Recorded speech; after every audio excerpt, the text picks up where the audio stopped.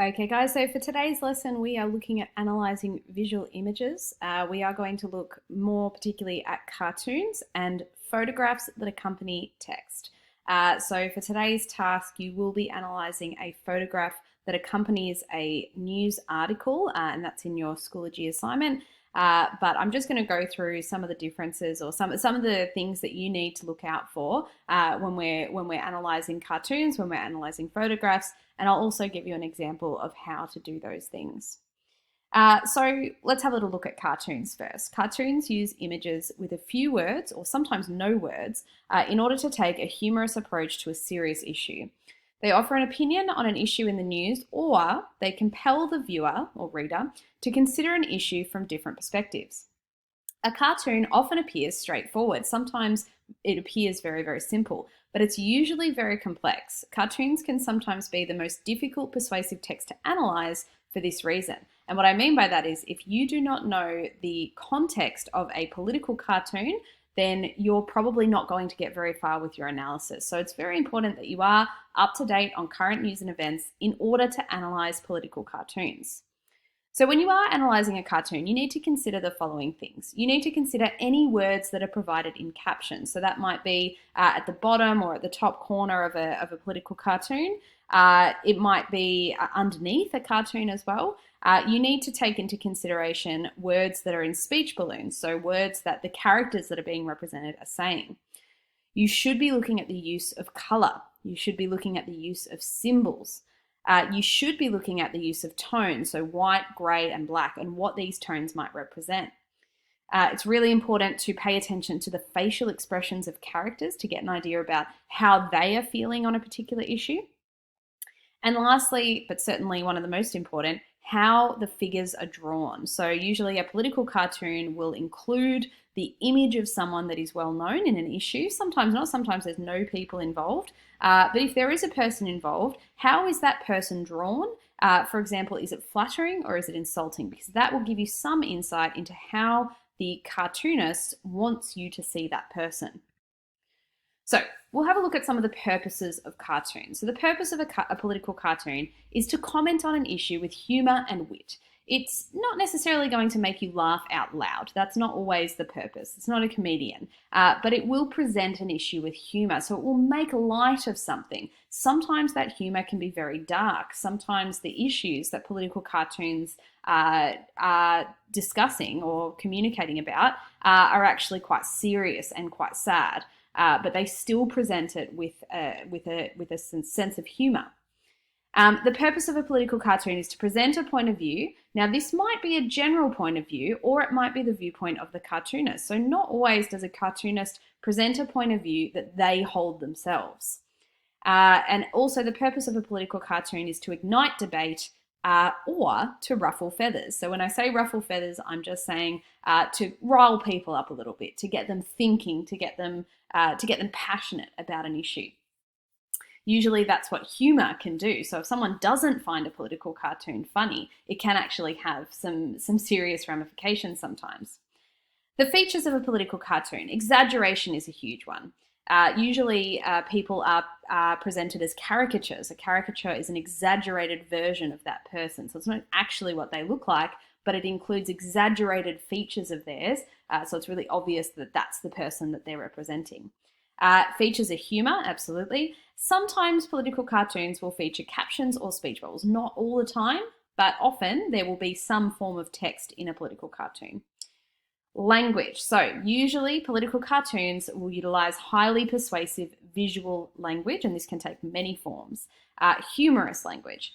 And of course, text and image will always work together to make a point. So if there is text, if there is a caption, or if there is a speech bubble, it works with the image in order to make a point. So let's have a little look at a cartoon together. So there's some questions that you should be asking yourself when you look at a cartoon. Firstly, what is the main point of the cartoon? How is humour created in the cartoon? How does the cartoonist portray the people in this cartoon and why? And lastly, how do the visuals and the text work together to comment on the issue? So this is our cartoon that I've chosen to have a look at today. This is a cartoon that's published on January 8th, 2020. Now, you need to have a pretty basic understanding of American politics in order to understand this cartoon. So for the first question, my answer was, this cartoon illustrates President Trump at the forefront of a crowd. He seems ignorant to the fact that his crowd is not cheering him, but instead sending a lot of hate his way.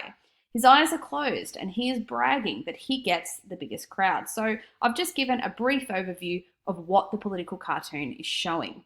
Now, it's really important that you can identify by name the famous figure that is in a political cartoon. So in the last video that we had on Tuesday, a lot of people, when they were analysing the roller coaster cartoon, they could not identify who the person in the carriage was and who the person that was on the sign was. You must be able to use their names. If you cannot identify a political figure by name, email me and ask for help.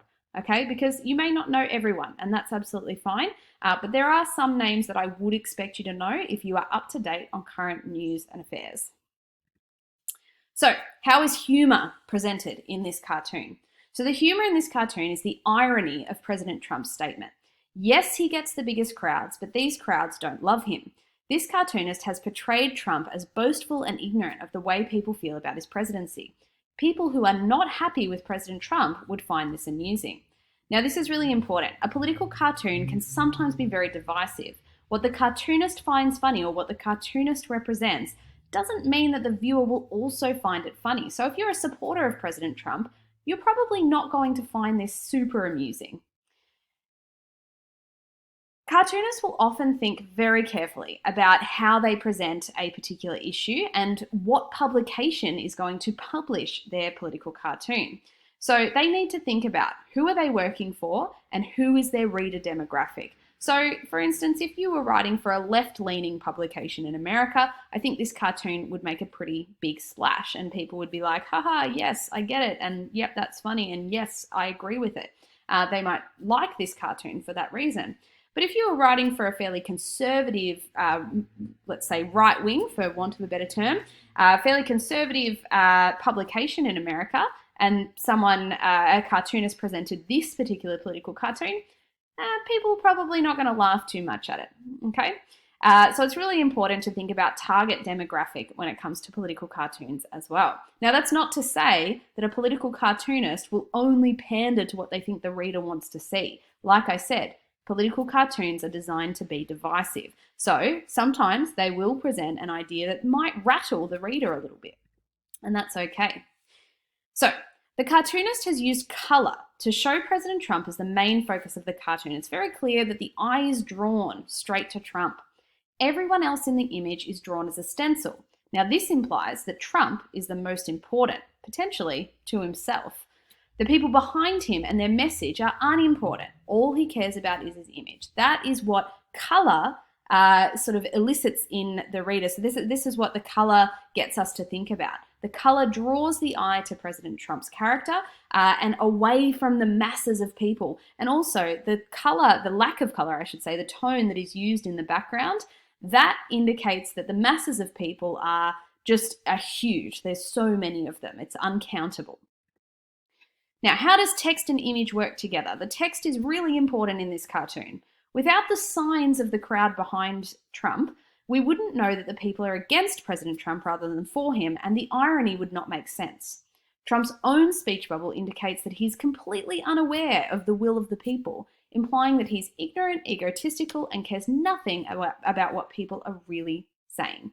So it's really important that you can identify the importance of text in a political cartoon. Now, we're going to switch over to photographs. Photographs have immediate impact. They draw attention to any article that they're linked to, and they can also tell a story by themselves. Now, photographs can be manipulated in multiple ways in order to maximize their impact, and often this is what articles will do, or persuasive text will do. They'll use particular camera angles in taking the photograph. They'll crop images, parts of an image, to only show what they want to show. Digitally manipulate an image as well, so change it, Photoshop it, that sort of thing. They will place the photograph in a certain position on the page so that it's seen at a particular point in the text, and they'll direct the attention of the reader to an issue with the use of a caption. So a caption can also really help push a reader to perceive an image in a certain way. So we've got purpose, feature, and language here as well. I'll actually ask that you pause the video here and have a look for yourself rather than me read them out, just because we've got quite a bit to get through and I'm running out of time. I don't want to have this video go over 15 minutes. It's too long. So let's have a look at a photograph that goes hand in hand with a text, okay? Now, I'll give you time to pause the video here, read the text itself, and then we'll move on. So, the letter on the left expresses the opinion that Dan Andrews has left Victorians with very little hope due to the extension of COVID-19 restrictions. The image shows a man sitting in an empty gym. He looks like a trainer, he's looking straight into the camera, he's not smiling. Behind him sits a lot of unused gym equipment. So that's a brief overview of what the text is telling us and what the photograph is showing us. So why was this image chosen to accompany this text? This image was chosen to add visual evidence of a person who is impacted by the restrictions. The empty gym indicates this man's business is doing badly due to the restrictions. The letter expresses the opinion that the restrictions leave people without, quote, a workable light at the end of the tunnel. And this man's unsmiling face adds visual evidence of the attitude of business owners under current restrictions. Now, what emotion does the photograph encourage in the reader? So this image evokes feelings of sympathy or empathy if the reader is a business owner themselves. So remember, sympathy is when you feel sorry for someone, but you don't know what it is that they've experienced. You've never experienced it yourself. Empathy is you feel sorry for someone and you can understand how they feel because you've experienced it yourself. Now, this image is presented for shock value. The angle is carefully chosen to highlight the emptiness of the gym and the loneliness of the man in the photo. His body language connects with the reader. His fingers are pointing towards the camera and his eyes are staring directly into the camera lens. This image encourages the emotions of pity, sadness, sympathy or empathy, and anger. Now, how do the photograph and the text work together to generate a response? The text communicates the message that the Premier has offered no hope to the people of Victoria. So that's what the text says. This is a letter to the editor, by the way. The image provides visual support of this statement. A business owner in his empty workplace, unsmiling. So very simply, you need to make sure that when you are analysing a photograph, you can identify how the photograph works to push the message that is being sent in the text. So of course, you must understand what it is that the text is telling us. If you don't know what the text is telling us, you're not going to be able to analyse the image. Now, once you do know what the text is telling you, a good thing to consider is would the text be perceived differently if there was a different image accompanying it? If you can answer that question and answer it in full and do some brainstorming, it does give you a better perception of the image that is actually used and why that's been used to understand the message or to help readers to agree with the message more or be more likely to agree because of the visual evidence that the image provides. So I hope that this video has been helpful for you. You've got a task ahead of you now that should take you just to the end of our 50-minute period time frame today. But I really encourage you, if you do not understand the context of the article that you've been given, you must ask for help. Please do not just generically answer the questions because I won't accept it. So like I said, last Tuesday, I had a few responses that were quite generic and very broad, and it made it very clear to me that context was not being understood. So it's really important. If you don't understand the context, that's fine. I don't expect everyone to know the context of every single issue that we discuss in our English classes. But I do expect that if you're not sure about something, you ask for help. And I also expect that you are keeping up to date with the news from this point onwards, so that when I do present you with persuasive texts on current news and events, they're not going to be a huge surprise to you, and you're going to have some understanding of context at that point. Good luck, and I'm looking forward to seeing your responses.